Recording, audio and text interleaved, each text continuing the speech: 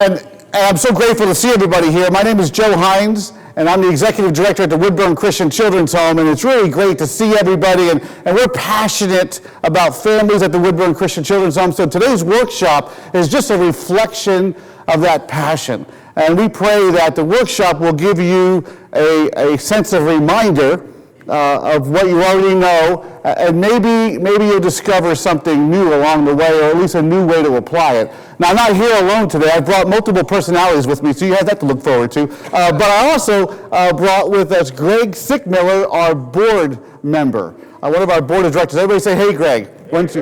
Oh, that's very. Let's do it together because we want to be awake for this. 1, 2, 3. Hey, Greg. Oh, very good. Well done. So, Greg, he's my favorite board member.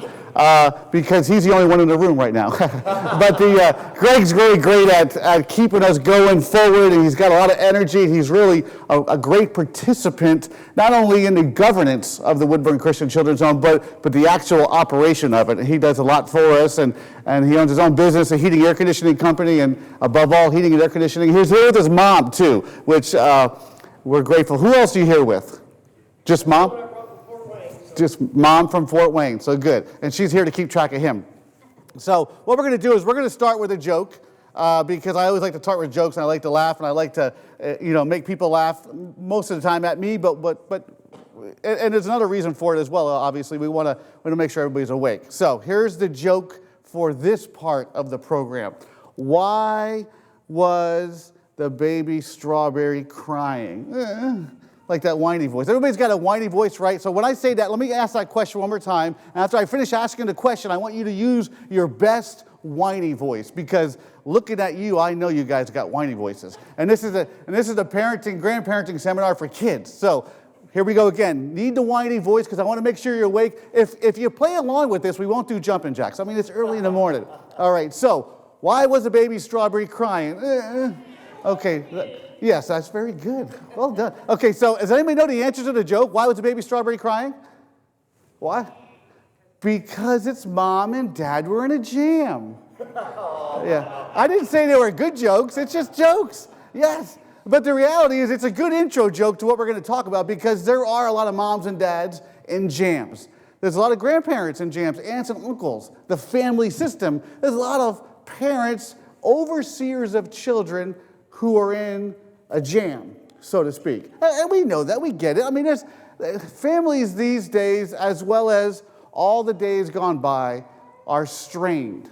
There's a lot of stuff going on. Obviously, families are way too crazy busy. Oh my goodness, and we're going to talk about that as we get into the meat of it in the second half of today's workshop. But families are crazy busy.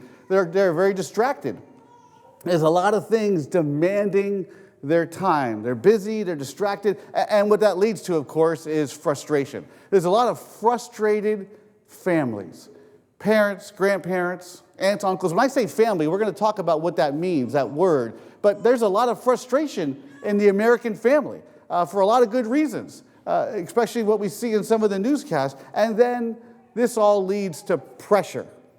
There's a lot of pressure that families experience, and that's why we titled this workshop Crazy Are Us, because it just is telling on some level to the state of the family in North America, really across the world.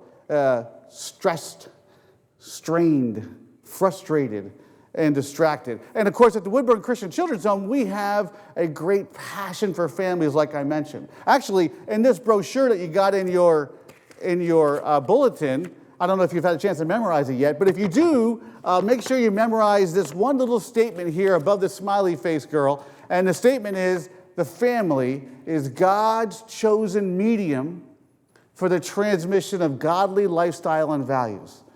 What that simply means is God has ordained a family as the primary avenue to communicate godly lifestyle and value. The family is God's solution for creation, as far as communicating what it means to be a person made in the image of God, a person with inherent worth, a person who is valuable regardless of what they do. God chose us to communicate that.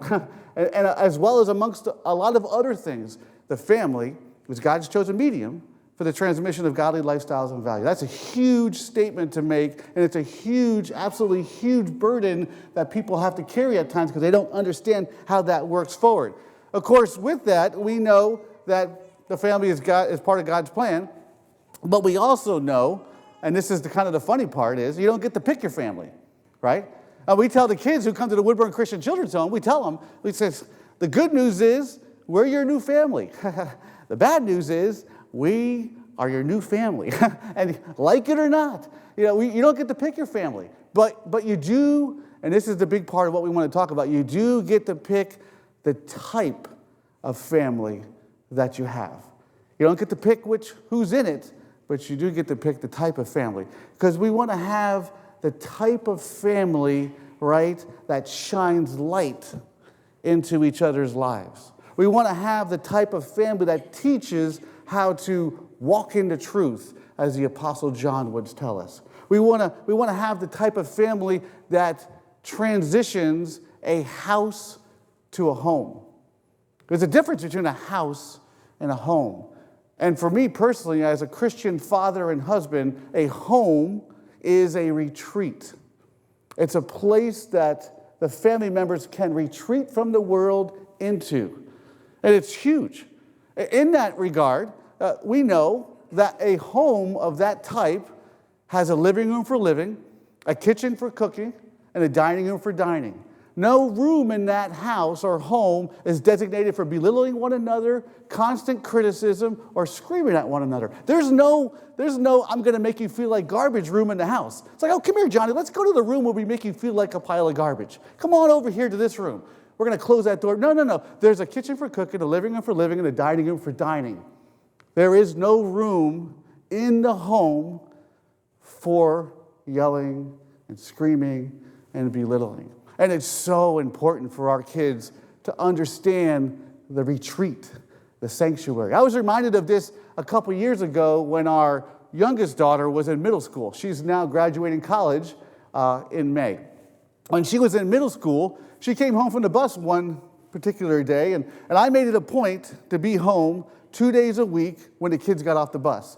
It was a decision I made as a Christian father to be participating in their life. And we're going to talk about this towards the end. So I was there 2 days a week. And on this particular day, she got off the bus. It was about a 1.5 block walk to the house from the bus. And as I was watching her walk up the street, she was walking just a little more, I don't know, just quicker.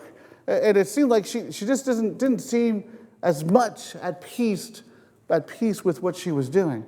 And of course, she got to our house and she walked across the grass, and I was at the front door and I was greeting her, and I opened the door for her, and just as she came across the threshold, so to speak, the threshold of the house, of the home, just as she came across, she just started bawling, just losing it. And I was like, what's going on here? And of course, I want to fix it right away, but that's not the best thing to do, and we'll learn about that in a second here too. But she just started crying, so all I knew what to do was to give her a hug. And then as she became ready, she told me of this horrible social experience she had in the cafeteria earlier that day.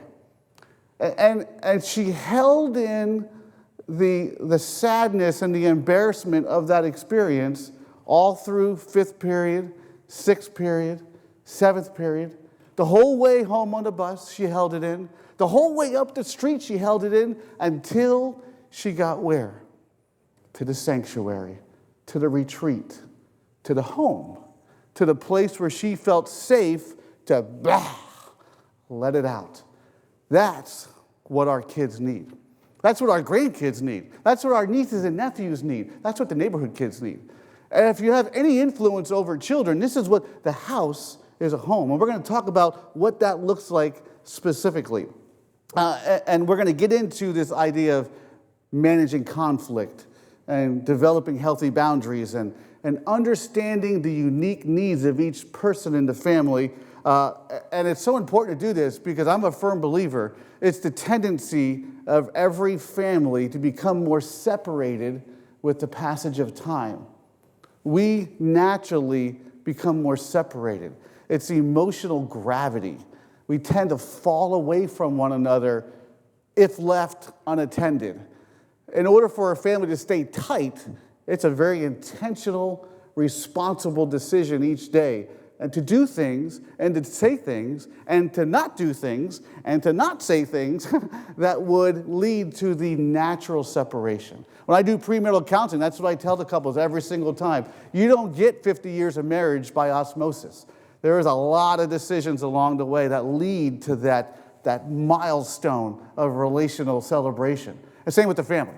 It's a tendency of every family to become more separated with the passage of time unless we are intentional to keep it connected. So that's kind of the introductory thoughts. Now you're like, how in the world are we going to cover all of that in the next 36 minutes? Well, like I said, this is the beginning of a conversation. This is the beginning of a realization. Because at the end of the day, we want to give a little bit more knowledge to you than you came with. Because as the old Christian saints used to say, with knowledge comes responsibility. With knowledge comes responsibility. When we have more knowledge, we become responsible to knowledge. So we're going to kind of hop into this, and what we're going to do is we're going to look at it, first of all, through the idea of what a family is. We need to get on the same page on some of this stuff. Now, I'm not going to go in and mine out all there is to define what a family is, to define the role of a family, or to define the things that influence a family. All of those are worthy topics for you to consider and to think about. But we need to touch on them a little bit so we get into the same language here. So what is a family? Someone yell out an answer. I'm going to throw something at you. I like throwing stuff, by the way, but it's usually socially acceptable stuff. And I do have footballs, right? They're like the Colts color because I was very well done. So good. And I was going to bring colors for Penn State, because I'm from the Philadelphia area, and I'm a Nittany Lion, and I know this isn't probably, yeah, very well done. So there's one good one in the room. So I know this is Ohio State Buckeye territory, and my Aunt Sammy, who we call Aunt Slammy because she had a good right hand. Aunt Slammy lives not too far from here in Troy, Ohio, and she's a Buckeye too. But anyway, so back to the reality of what we're talking about here, family. How would you describe a family? I'll give you a prize if you yell out an answer. Loud? Very good. I'm going to throw this at you. If I hit you in the forehead, my name is Greg Sickmiller. Okay. See, are you a Buckeye fan? Okay, good. So sorry, that was a little high, although ours are pretty. Okay, so noisy, yes. And we touched on it a little bit in the beginning. There's a lot of pressure, a lot of frustration. When a system is under pressure and a system is frustrated, it gets noisy. Just think about your car. Just think about the machines at work. They get noisy when they're pressured and frustrated and not tended to. So that's a great description of a family. What is a family? What about in here? Is there a description? Oh, go ahead, you. A group of people that stick together. Oh, that's good. So I'm going to throw this at Jeremiah, and then he's going to hand it to you because he wants to share very nicely. Oh, I almost hit her in the head. See, I start off with footballs, and then I move to Frisbees. Because then loves unconditionally. That's such a good thing. So I'm gonna throw this at you guys. Okay, so well done. So yeah, he used to have long hair and play as a hippie, didn't you? With the Frisbee. Yeah, very good. So I did. I had hair under my elbows when I was a high schooler. We didn't have a good family life. So so unconditional love stays together no matter what is noisy. Okay, so we have to have something over here. Something. Family. Safe. See, that's just like my illustration when we started it. Yes, a family needs to be safe. That is the definition of a family, the working definitions. There's other definitions that come along with it. Certainly the dictionary definitions, like a group of parents and children living together in the same household. That could be a definition. It could also be all descendants of a common ancestry, although that typically isn't the case as much anymore, because over 50%, 60% of our families in this country are blended families. I came from a blended family back when it wasn't as socially acceptable to have a blended family. In the 70s, I was raised in a blended family. And so this common ancestry isn't so much the thing. Scripturally, certainly, we know Genesis chapters 1, 2, and 3 outline what a family is. And we would be remiss if we didn't mention it, at least here in Genesis chapter 2, verse 18, as part of the creation account, the the Lord God said, it is not good for the man to be alone. I will make a suitable helper for him. Now, that's a really confusing way of describing the original Hebrew. Suitable helper.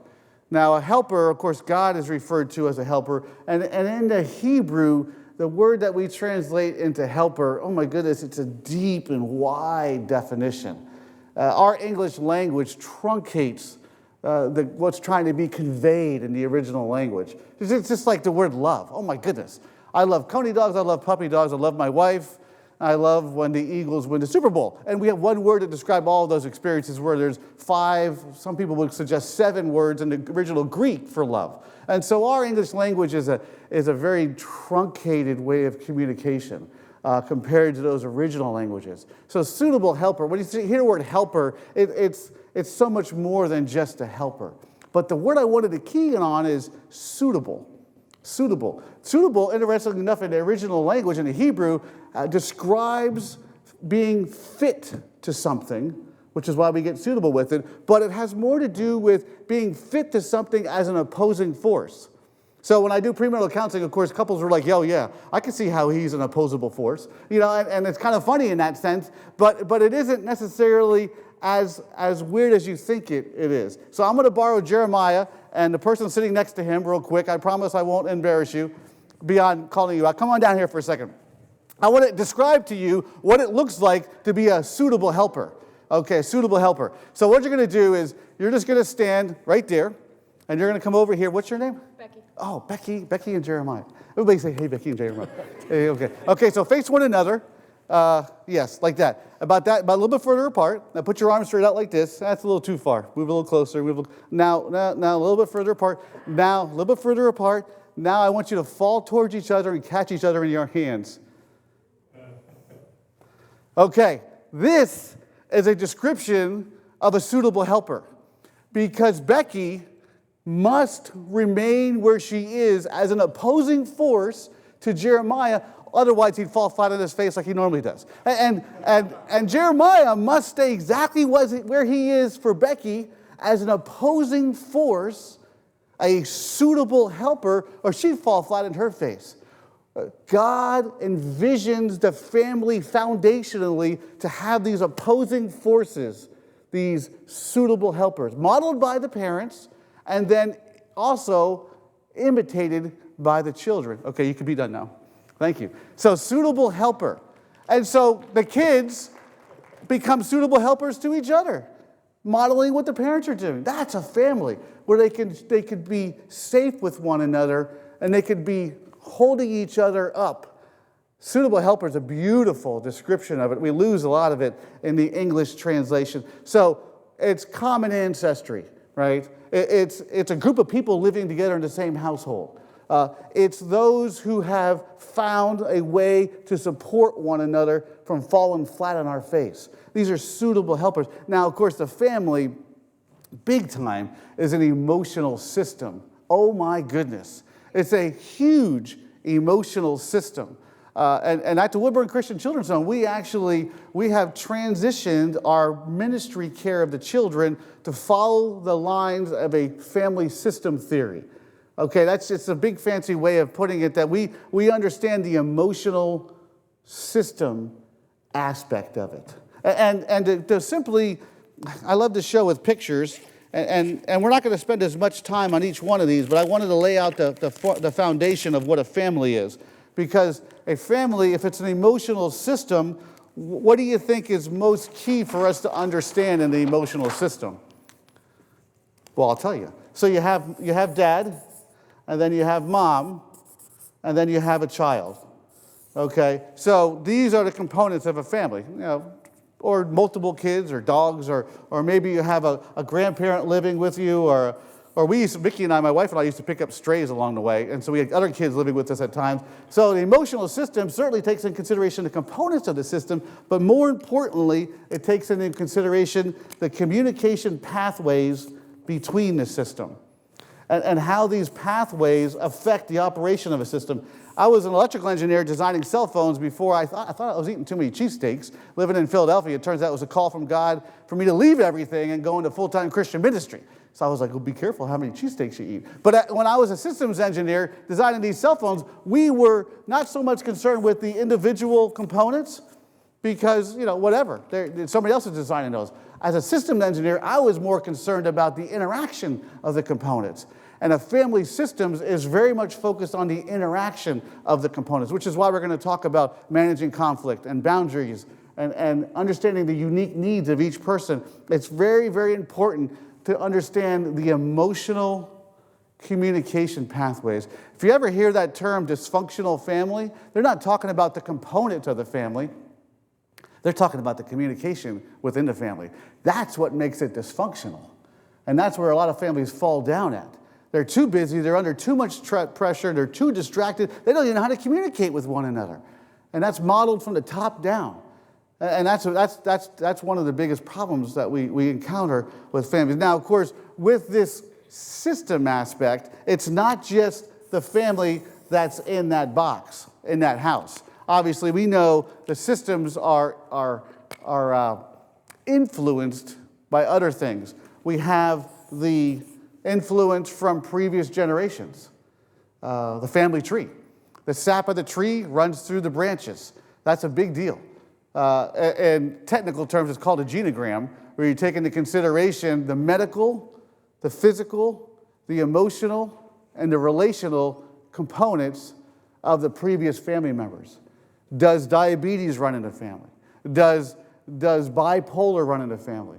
Was there a suicide in the family 2 to 3 generations ago? And how that affects the communication within the family system. What's the trauma in the backdrop? A lot of families whose parents are they call them helicopter parents, where they just want to hover around their child wherever they go. Usually a helicopter parent is parenting through unresolved grief and trauma.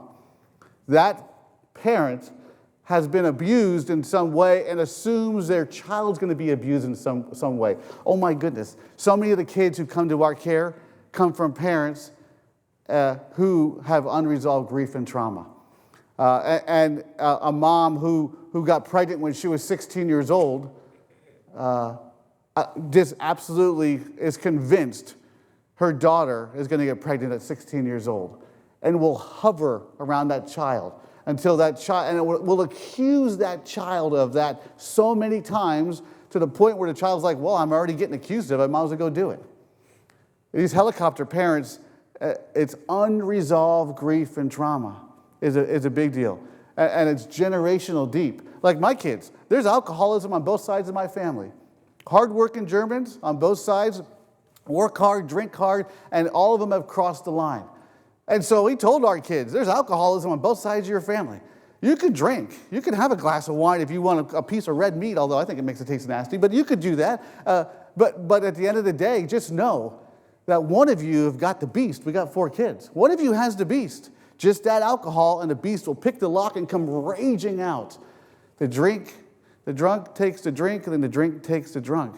We have taught our kids about their family history so they are understanding of the concerns with their decisions.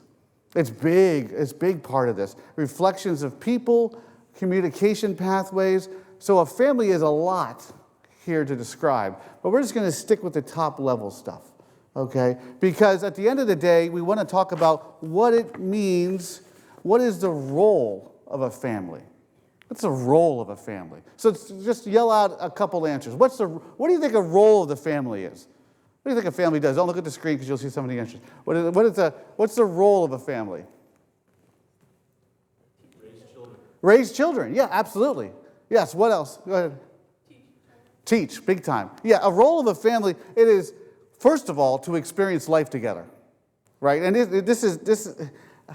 it's so important for us to understand that each child is creating a life narrative, a story of their life.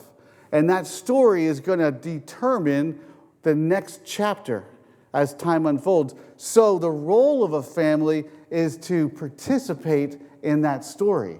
And we participate in that story by defining the story? What is joy? What is sorrow? Those are defined by the parents and the grandparents, so that when a child has a particular experience, they know that's a joyful experience or that's a sorrowful experience. And it's defined by the family. I was a minister over at the Auburn Church of Christ for 7 years, and one time I was preaching over there, and I love to preach on giving. I love to preach on giving twice a year, 2-week sermon series twice a year, because I believe giving is one of the greatest expressions of faith. And I was preaching one time on giving, and I was going at it through the faithfulness of God. We can give sacrificially because God is faithful. He will always be there with us no matter what to care for us, therefore we can give sacrificially. And I went on that 2 weeks in a row, swung a big baseball bat at it, and we had a great time doing it. A few weeks later, I get called to one of the ladies' houses. I knew her very well, and I knew her mother very well. Her mother had begun attending the church a few months earlier, and I go into their house, and of course, mom's crying, daughter's trying to console her. And of course, I walk in, I'm trying to break the ice, trying to figure out what's going on here. And so after a little while of chit-chat, I finally asked the mom, I said, what's going on? She was crying. What's going on?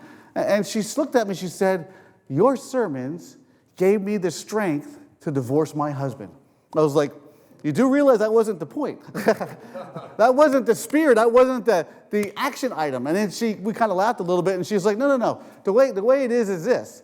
Her husband had been physically abusive for 12 years. Broken arms, pushed down steps, black eyes, broken noses. And one of the things a domestic abuser will build a great big silo around a person so that they can't get out.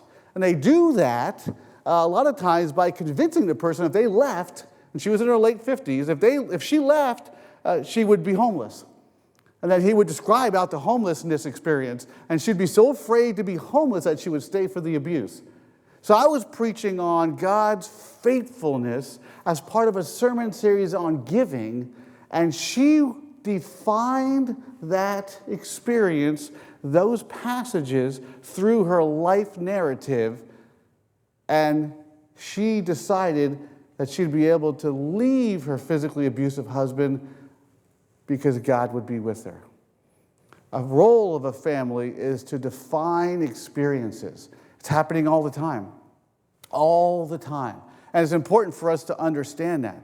Everything is being defined. Morals is defined by the family. Gender roles. What is normal? Oh my goodness. I grew up on 532 North St. Elmo Street, Allentown, Pennsylvania, 18104. It's a bunch of row homes, inner city. I had 10,000 of my closest neighbors within 5 blocks of my house. We row homes, 12 feet wide, all jammed on the same block, small little street next to, and that's the same thing on the other side. I thought everybody lived like we were living at 532 North St. Elmo Street. I thought everybody's parents were chucking chairs at each other. I thought everybody's parents were screaming at each other the way that my parents were doing. That was normal to me. Turns out the family living at 530 North St. Elmo Street, they were living very differently than we were. I had no clue because my family was defining normal. And I didn't realize my normal was crazy abnormal compared to the rest of the people living in the neighborhood.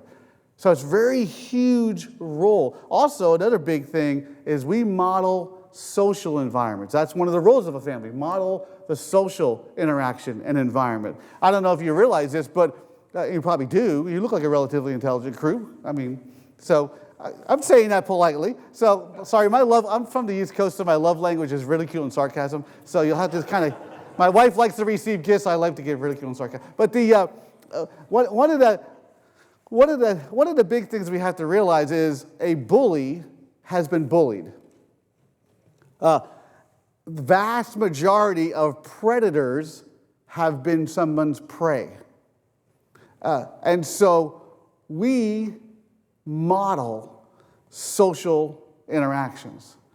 If the older brother is bullying the younger brother will most likely, if you look at the research, there's a high percentage that younger brother will be a bully in school because he's been bullied. And it's so incredibly, the ridiculed ridicule others. The abused abuse others. Physically, the kids who witness domestic abuse as children, very much so, reproduce that emotional environment. You know, you always wonder, why does a daughter of an alcoholic marry an alcoholic? Why does the daughter of a person who has domestic abuse marry an abuser because they're reproducing that emotional environment from their childhood. And we're going to talk about that a little bit later. That is a huge role in our family. Answering the question, what is the emotional atmosphere of your family? These are questions that we need to talk. These are questions my wife and I talked about because we came from very toxic family environments. I didn't know what a father was. My father role model was Homer Simpson and Al Bundy. Turns out that doesn't work real well, But I don't know. So it's just kind of what the deal was. And so we had to learn. We had nothing. We brought nothing to the table except for what not to do, which turns out is not a bad example anyway. So creates life narrative. All of these things that are roles of the family. And the last thing we're going to talk about before we get into some actionable items is this idea of what affects the family. We talked a little bit about, we have the genogram that affects the family. If it's a blended family, then you have two sets of these affecting the family. There's internal effects and there's external effects. Okay, there's different levels of effects. Certainly we have the level of effect that occurs within the family itself, which goes back to this acronym, SHAPE. Have you ever heard of this acronym, SHAPE? It's 5 letters with 5 words behind the 5 letters. It's a very popular way of communicating how a family shapes one another. The S stands for spiritual gifts. Some great tutorials on this on the internet.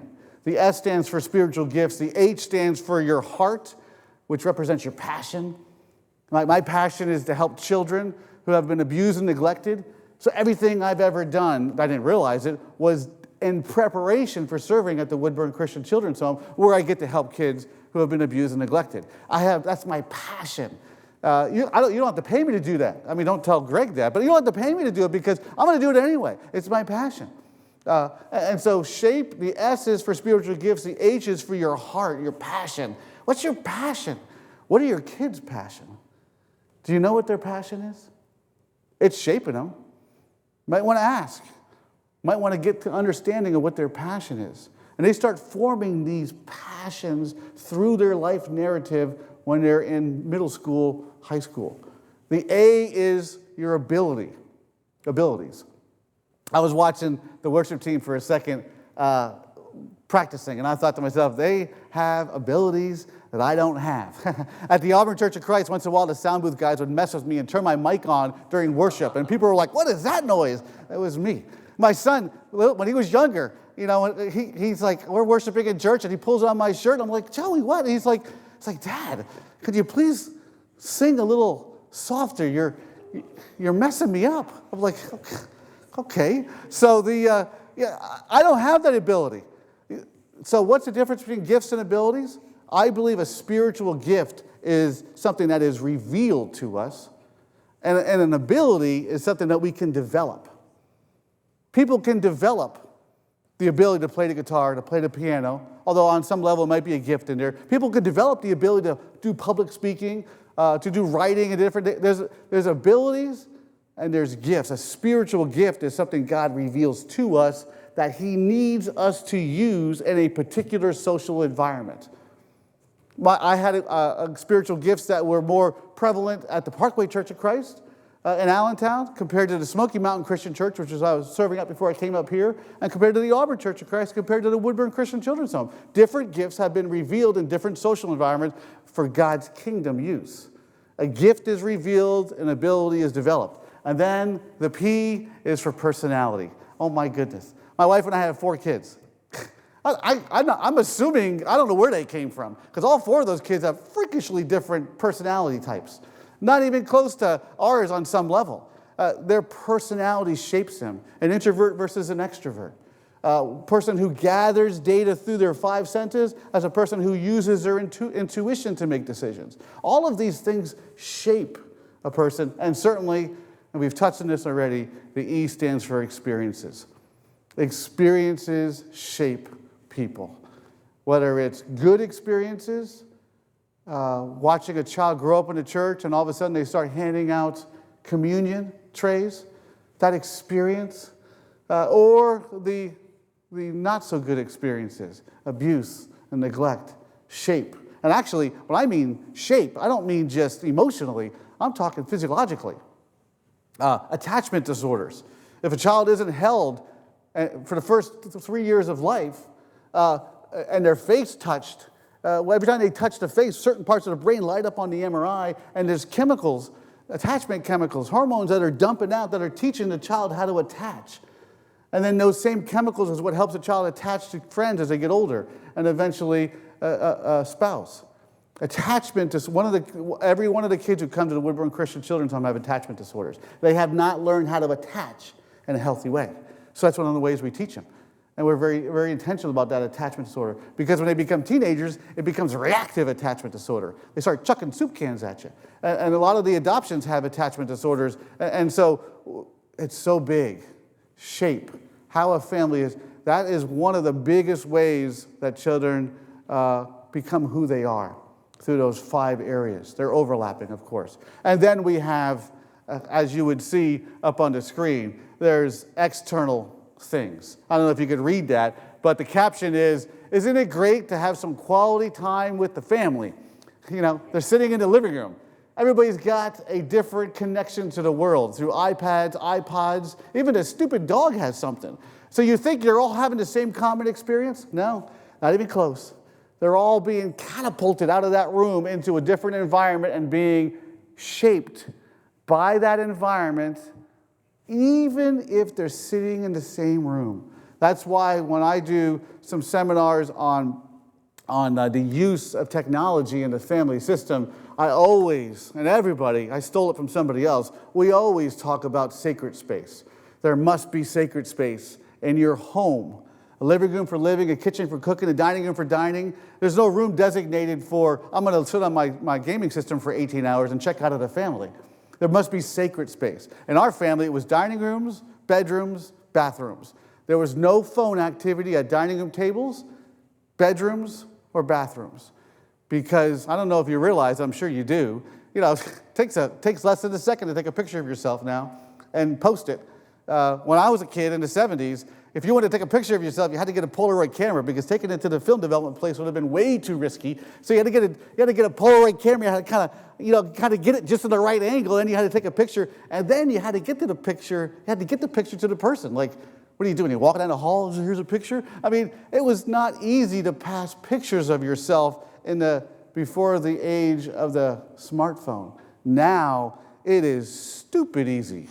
I mean, and there's everywhere we go electronically, there's quick drying cement. Our footprints are left everywhere we go.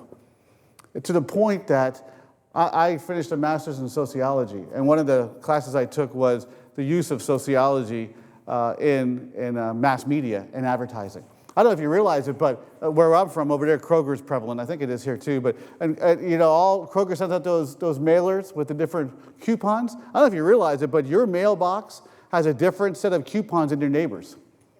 My neighbor was Mrs. Cooey. She was almost 90 years old. She was getting different types of advertisements for things that would fit a 90-year-old compared to me. When our daughter got pregnant, she was getting coupons for the first trimester, the second trimester, the third trimester. They even knew what her trimester was based on her spending habits. I'm telling you, we're an open book. And so there's a lot of things influencing us internally and externally. And so you may be at the point, and I like to do this, you may be at the point where you're like, so how in the world can we raise kids in these kind of environments? How can we influence nieces and nephews? Because, by the way, I don't know if you realize this, but if you're an uncle or an aunt, you probably have a greater voice into a teenager's life than the parent does. My dad's an identical twin. Look the same, talk the same mannerisms. So my dad, when I was a teenager, I'm 16 years old. My dad's like, hey, you should go do this. I'm like, I'm not going to do that. That's stupid. You know, tell me what to do. My Uncle Bob, who looked just like him, so, Joe, you should go do that. I'm like, oh, that's a fantastic idea. You know, because he was my uncle. He was outside the family, outside the home system. Grandparents, oh my goodness. You have such a positional authority over your grandkids' lives. You have a built-in position of what you say leaves lasting marks on who they are. So don't stick with what kind of ice cream do you like.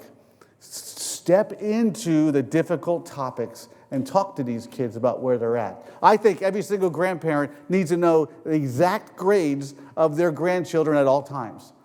It's available on the internet. And grandparents are like, well, I don't know how to use those smartphones. You know what? If you know how to use a stupid remote control for your TV, someone could teach you how to use the internet to find your kids' grades. And when that grade goes from a B to a D, you need to go have a cup of coffee, a milkshake with your grandchild and say, what's going on? And the kid's like, well, that teacher's stupid. Well, tell me about what that means.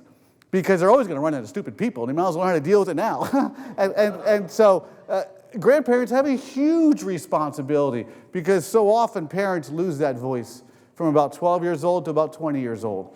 And there's a lot of other voices they can listen to. So what do we do with all this stuff?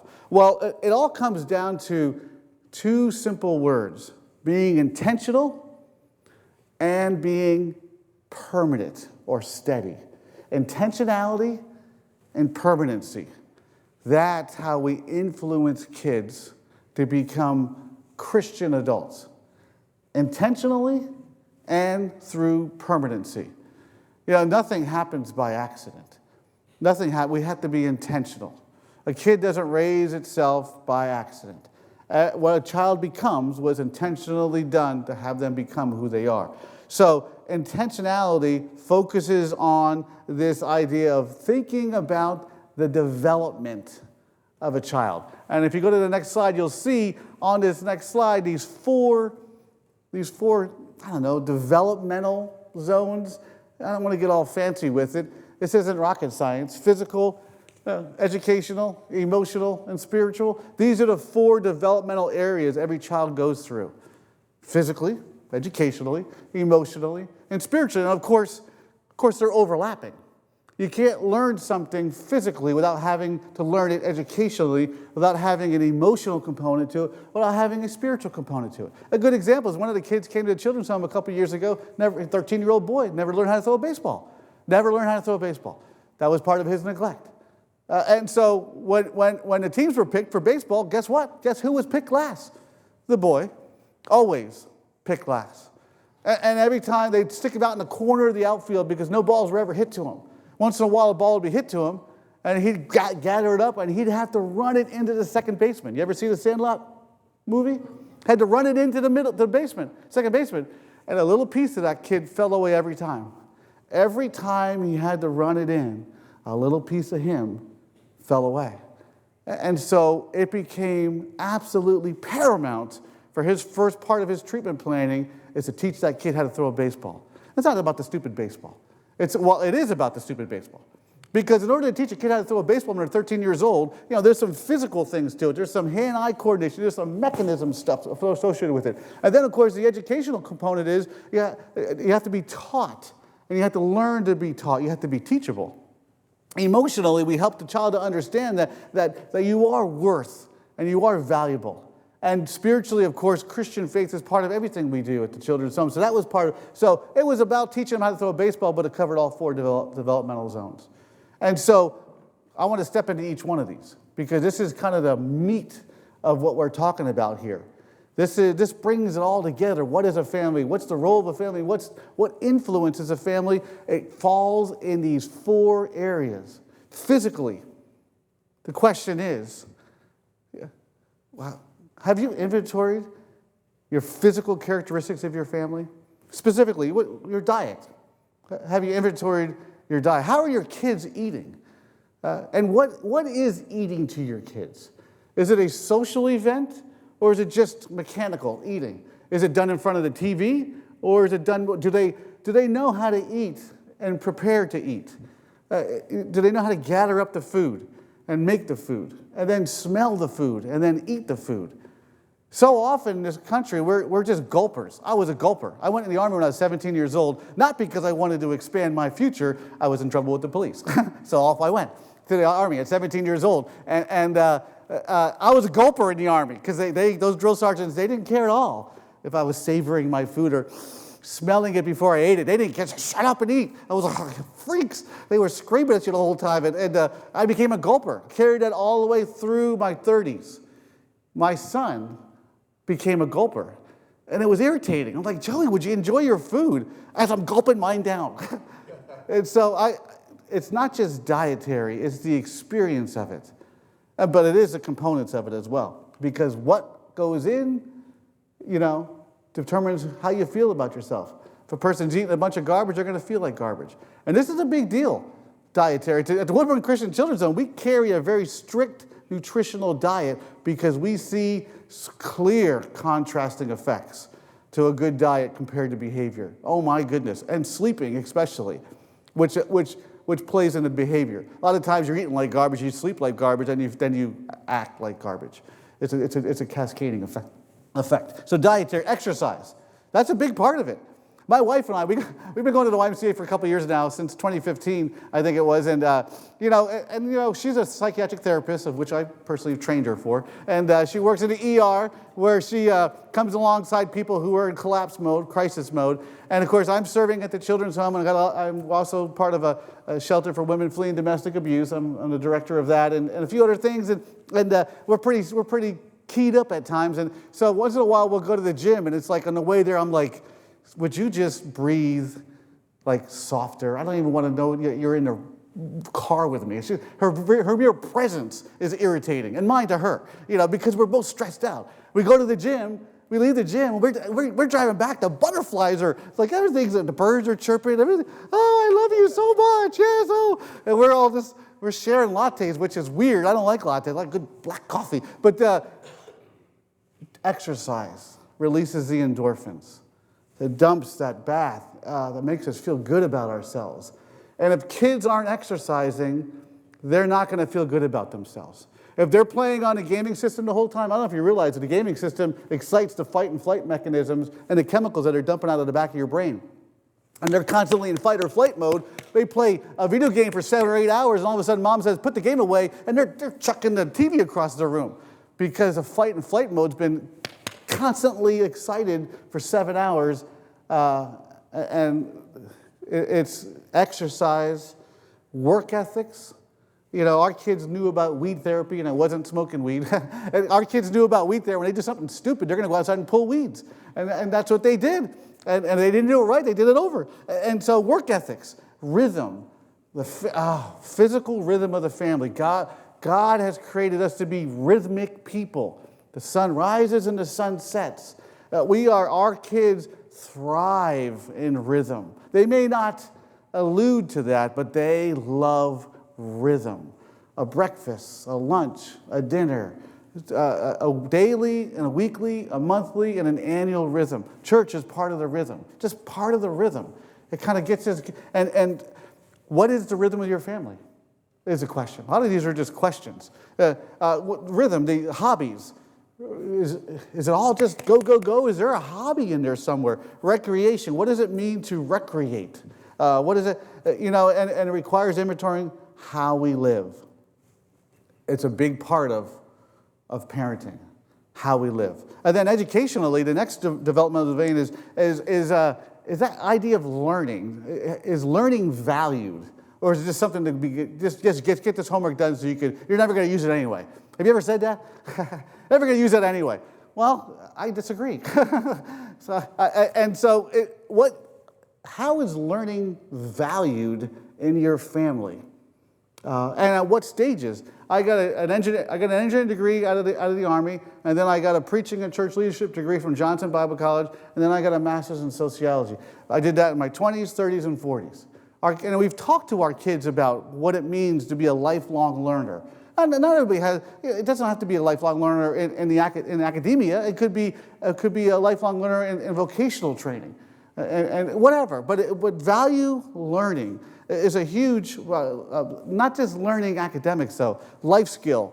I don't know if you realize this, but a lot of our kids don't have good life skill, especially like the ATM receipt. Our 18-year-old, he's looking at his ATM receipt. He's 20 now. Thank goodness. But he was 18. He's looking at his ATM receipt. He's like, Dad, I got $400 in my bank. I'm like, no. He's like, it says I got $400. I said, you spent $300 yesterday, but it says I have $400. It's like, Joey, it takes a little while for it to cycle through. Well, I don't care. I'm going to go spend $400. It's like they're financially illiterate in a lot of cases. And so they have to be taught these things, and pre-vocational training, white collar versus blue collar, whether you're going to be, if you're going to be in the trades, if you're going to go in a union trade or a non-union trade. All of these conversations have to happen with the family. You are the primary teacher. So at some point, 100 years ago, we started farming out our teaching. We started, okay, the teachers at school teach our kids, the Sunday school teachers teach their kids that, these people teach that, and those people, no. The reality is, no. You are the primary teacher. At the Auburn Church of Christ, we made a clear decision with our teaching ministry there that we were going to be equipping parents to be the primary teacher. We were no longer going to be teaching their kids everything they needed to know about the Bible. We were going to equip the parents to do that because it's ultimately the parent's responsibility. I mean, goodness, the Sunday school teacher sees your kid for 45 minutes a week. I think you see the kids a bit more than that. Who would naturally be the primary teacher? The parents, the grandparents, the aunts and uncles. Huge part of it. Emotional is a big part of it, and this is such a huge part. We have to teach our kids how to process emotionally. Have you taught your kids how to process grief? How to deal with grief? Our son, he lost his two best friends in a car accident. Friday night at a football game, they were all football players. They were sophomores. They were all going to go to the cheerleaders' houses. All of them decided not to go except for two. Those two took off in a car, pulled out in front of someone doing 55, and died instantly. My friend's two best friends. I officiated one of the funerals. There was 1,500 kids there, all groping around in darkness. And we had to teach our kid how to process grief and trauma and crisis. It was a huge bash on his faith. If God is all-knowing and all-powerful in all places at all times, where was he that day? And so these kids wrestle with these thoughts. They'll get lots of answers. There's plenty of people willing to teach your kid what to think. I suggest you might want to take ownership of that. Because we have to teach them how to process grief, how to process sorrow and failure. I am not a big fan of everybody's a winner. When you're playing Little League Baseball, there needs to be a winner and a loser. That doesn't mean one's better than the other, but there's a winner and a loser. This whole idea of not keeping score doesn't teach the kids how to process failure. It doesn't teach them how to kind of get up and get going again and move forward. Attachment, the sense of self, emotional set points, personality, and on and on and on. We must teach our kids this stuff. That's what this workshop's all about. It's all about the challenge of stepping up to the plate. If we go to the next slide, we need to go back to that emotional set point. What's the emotional set point of your home? The fancy term is homeostasis. Homeostasis is just a fancy way of saying it's like a thermostat. A thermostat, you set it to 150 degrees, the system will keep that room at 150 degrees through feedback loops, even if it means destroying itself. An emotional set point, a homeostatic emotional set point in a family, it's set early in life, and kids will reproduce that set point, even if it means destroying themselves. The daughter of an alcoholic will marry an alcoholic. The daughter of an abuser will marry an abuser, and on and on and on. And so what's the emotional set point? I love this thing. The emotional set point of this one, she's got him in a headlock. He'll take some roses, please. That's the emotional set point of that house. Right or wrong, it's what it is. My friends back east told me, Joe, don't ever buy your wife flowers if you've been stupid to her and within 2 weeks. So she hasn't gotten flowers for like 11 years now. She's like, you could stop listening to those guys. But the emotional set point, we have to think, what's the atmosphere of the home? It's a big question. Because what is atmosphere? You have to define that first. And what affects it? What is the atmosphere of is there raging storms blowing in out of nowhere? Or is there a sense of predictability in the home? It's so important. And then if you go to the next slide, this is the big deal. This is all about the Christian faith in this next slide. If you take these 4 developmental areas, and spiritual is a word that got all kinds of goofy things thrown into the bucket now. But in the Bible, spiritual simply means to be of the Spirit, or to have received the Spirit. The Apostle Paul talks about you who are spiritual, restore him gently, or her gently, in Galatians, to be of the Spirit. We throw all kinds of dumb things into spiritual now. Even essential oils goes into the spiritual bucket now, which is fine. They're good. I'm not bashing essential oils. But nonetheless, it's the Christian faith. It's the Christian faith. We help our kids develop physically, educationally, emotionally, and spiritually through the Christian faith. The end goal is a Christian worldview where they define life through their faith in Jesus Christ. And that takes a worldview, takes a lifetime to develop. But every single interaction creates and modifies the worldview. I've done some studies on worldview or philosophy of life or whatever you want to call it. It is the lens that people see life through. The worldview of the woman who was being abused enabled her to see the messages on God's faithfulness in a totally different way than the other, 211 people there that day. It's a big deal, the worldview. And so it comes down to that. And it's not just believing in Jesus. That is central. But who is God? How does God interact with the world? What is sin? What is grace? What is tragedy? What is death? Purpose? Kingdom participation. Do your children know the language of the kingdom assignment? We talk about the kingdom assignment a lot in our family. What's your kingdom assignment? What's that thing that God's assigned you to do based on your shape? Something that you can't say no to. Kids need to understand the kingdom assignment. What's central in your Christian faith? And this is no right or wrong answer. But a lot of families focus on the cross central to their family. We're all sinners. We can't do nothing right to receive grace. It's only through grace that we're redeemed because we're just all sinners. A lot of times at the communion tables, we'll communicate that message where we're just sinners. And so it's a cross-central theology compared to the empty tomb. We're all overcomers. We've all been given freedom in Christ. And Paul writes, "It is for freedom that Christ has set you free. Stand firm then, and do not let yourselves be burdened again by yoke of slavery." What's central? Is it always sin, or is it the redemption we have and the freeness we have? Both are very valid teaching points. The Church of Christ has historically been focused more on the cross compared to the empty tomb. But both are very valid. So, but it's just, my point of all that is, so what are you teaching your kids? Or what are you letting other people teach your kids about it? Buffet faith is very prevalent these days. Take a little bit of Buddhism, a little bit of Islam, let's sprinkle in some New Age stuff to make it look cool, and let's do this and that, and then I get this buffet, and there's no truth in that. We gotta be intentional. So I'm gonna bring this down. I'm gonna go to this next slide. I'll be done in 5 minutes. This next slide, I love this.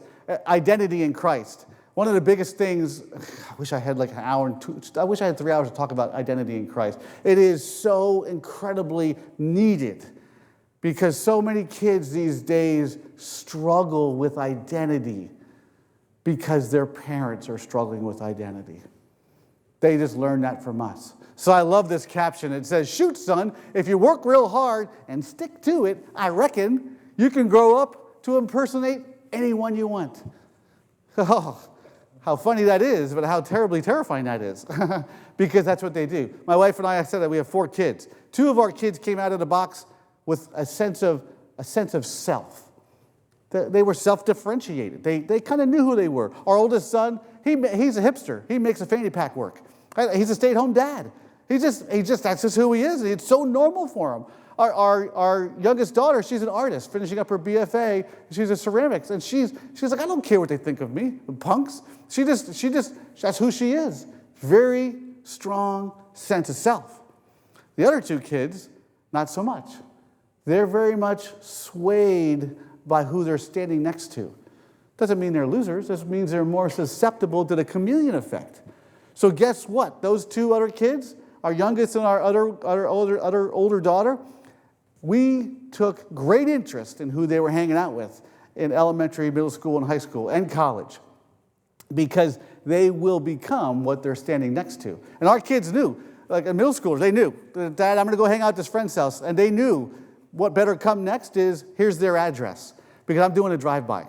I'm that guy. I do a drive-by. Sometimes the outsides match the insides. If the place is in shambles, I want to know what's going on. And once in a while, I'll stop and look in the recycling bin. I want to know what they're drinking. And that's just me. And they're like, what are you doing? I was that embarrassing. Dad, you know why? I don't care. It's 4 stupid years of your life in high school. I am going to fight for you because you have no clue how incredibly lasting these decisions are.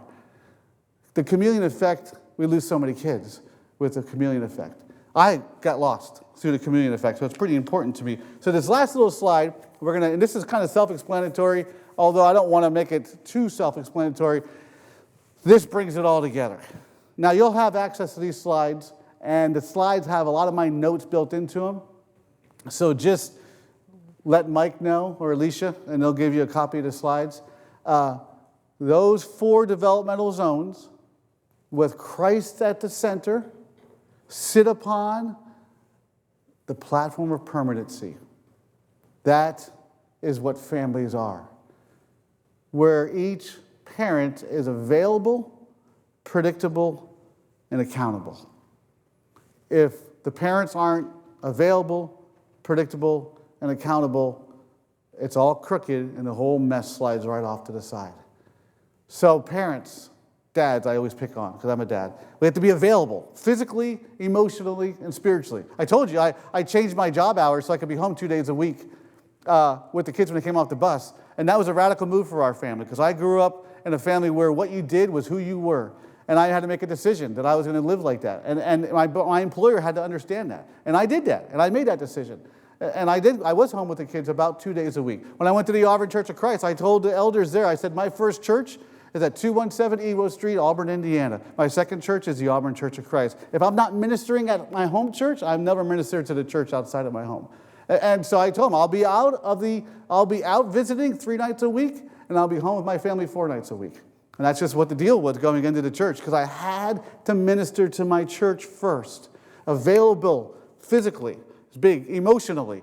I came to Christ on February 3rd, 2002. I was 33 years old. Didn't come to Christ in a winning streak. That's a different story. But nonetheless, I came to Christ, and I never cried before I came to Christ. I cry at the stupidest things now. My kid, it's embarrassing that my kids, I like that part of it. I cry at dog food commercials now. I mean, I have no control over it. But I'm emotionally available to my kids and spiritually available. We study the Bible together. I used to make them breakfast every Friday morning before they went to school. Not because I wanted to give them breakfast. I didn't care. I wanted to study the Bible with them. And they would listen to me when they were eating their breakfast I made for them. I would be able to get a 3 to 5 minute Devo downloaded to them. And they remember that. Our 30-year-old remembers that to this day. So that's important for us to do. Predictable. Not just being on time, but creating a rhythm. We've talked about that. Limiting activities. Our kids they knew one activity at a time. You're not doing cheerleading, soccer, band, and something else stupid. You're just one activity at a time because you'll be crazy, and then you'll make us crazy. And so we limited activities in that way. Accountable, using the S word, saying I'm sorry. Parents have to be vulnerable. And it's so important for us to be available, predictable, and accountable. And then the kids will grow physically, educationally, emotionally, and spiritually. This is the program at the Woodburn Christian Children's Home. This is it. If you want to know what we do, that's exactly what we do with the kids in our care. And that's developed a lot over the last couple of years, but nonetheless, that's exactly what we do with the kids who are in our care, and it's a trauma-informed care. We don't ever look at behaviors separated from the narrative that's producing them. You may see a kid being crazy. There's a narrative that's being expressed in that kid right there. It's better so much to look behind the behavior. It's trauma-informed. So, I know I just threw a lot at you. I apologize. Well, not really. I don't apologize. But I could apologize, but I don't want to. At the end of the day, families are under a lot of stress. We know that. We get that.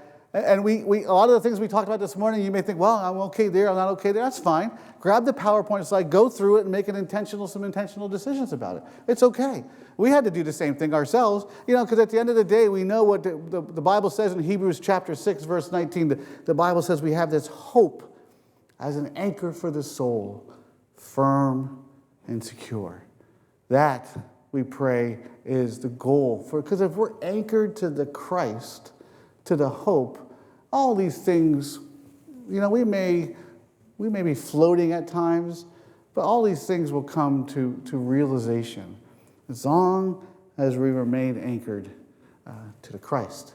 The last slide, you can throw it up. You guys, if you get the slides, you'll see there's some really cool books that have informed some of this. And I love that first one, Everybody's Normal Till You Get to Know Them. I just heard the other day that there's the only normal people are the ones you haven't gotten to know yet. So there is no such, everybody's got this stuff going on. Every single person. And the power of habit, I love that. When I do a workshop on the power of habit, why we do what we do. It's such a good book. And humilitas is, that's the Latin word for humility, which, by the way, that Latin word could be humility or humiliation. They share the same Latin root. It's very interesting. It's only through repeated humiliation do we learn anything about humility. Possibly. So that's what we got to say. And sorry I didn't leave time for questions. I get going sometimes, and I had just a little bit more coffee today than I usually do. So that's that. Let's have a word of prayer. Gracious Father, Lord, so good to be here, Father, with these folks who are trying to do the next right thing in their families, trying to influence others for Christ in a systematic way, informed, Father, with that you have given us to be informed by. And Lord, your great and holy word is our only necessary book.